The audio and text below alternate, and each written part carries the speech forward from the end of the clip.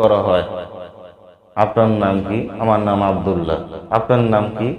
আমার নাম আব্দুর রহিম। আপনার নাম কি? আমার নাম খাদিজা। আমার নাম আয়েশা।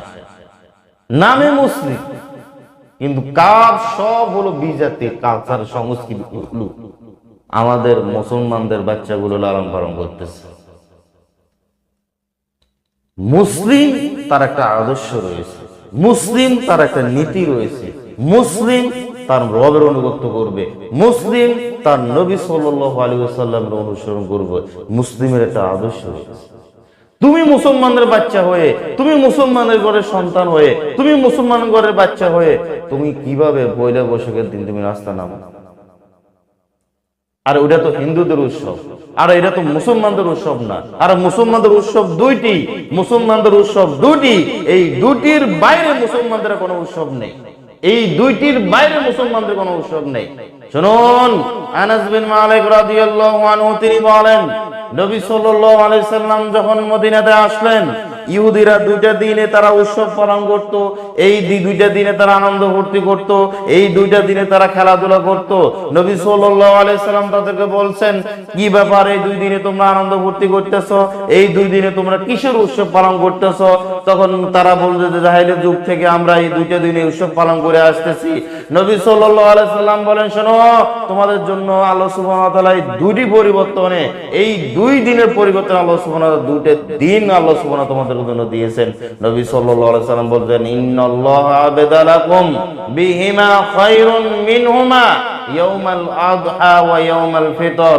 এই দুটি দিনের পরিবর্তনে আল্লাহ সুবহানাহু ওয়া তাআলা তোমাদেরকে দুটি দিন দিয়েছে, সেটা হলো ঈদুল আযহা ওয়া ঈদুল ফিতর। এই বাইরে কোনো উৎসব মুসলমানদের নেই, তৃতীয় কোনো উৎসব মুসলমানদের নেই। তৃতীয় যদি উৎসব থাকতো তাহলে মুহররম মাসে থাকতো, কিন্তু তৃতীয় কোনো উৎসব মুসলমানদের নেই। তুমি মুসলমানদের বাচ্চা হয়ে, মুসলমানদের সন্তান হয়ে তুমি কেমনে বৈশাখী আপনার পালন করো? তুমি পয়লা বৈশাখে নেমে যাচ্ছ রাস্তাঘাটে, মিছিল করতেছো, মুক্তি মাথা নিয়ে নেমে যাচ্ছ, হ্যাঁ, মুক্তি হাতে নিয়ে, ছবি মুক্তি হাতে নিয়ে, ছবি মুক্তি মাথা নিয়ে তুমি নেমে যাচ্ছ, আর তুমি পরিচয় দিচ্ছ আমি মুসলিম। তুমি কেমন মুসলিম?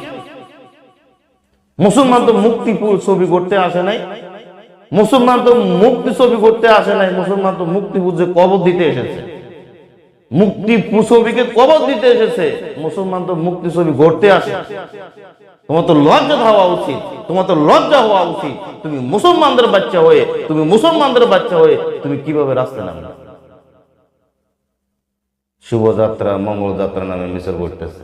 সারা দুনিয়ার মানুষ যদি নাচানাচি করে একসাথে, শুভযাত্রা, মঙ্গল যাত্রা, সারা দুনিয়ার মানুষ, কোন মানুষের কাছে যদি চায় যে আমাকে শুভযাত্রার কল্যাণ হোক, আমাদের শুভযাত্রা কল্যাণ হোক, বা আমাকে শুভযাত্রা, আমাকে আমার জীবন শুভ করে দেন, আমার জীবন শুভ করে দেন, সারা দুনিয়ার মানুষ যদি একসাথে হয়ে যায়, আপনাকে শুভ করতে পারবে না যদি আল্লাহ সুবহানাহু ওয়া তাআলা আপনাকে শুভ না করে, সুখ না দেন, আপনার জীবন আল্লাহ সুবহানাহু ওয়া তাআলা মঙ্গল না দেন।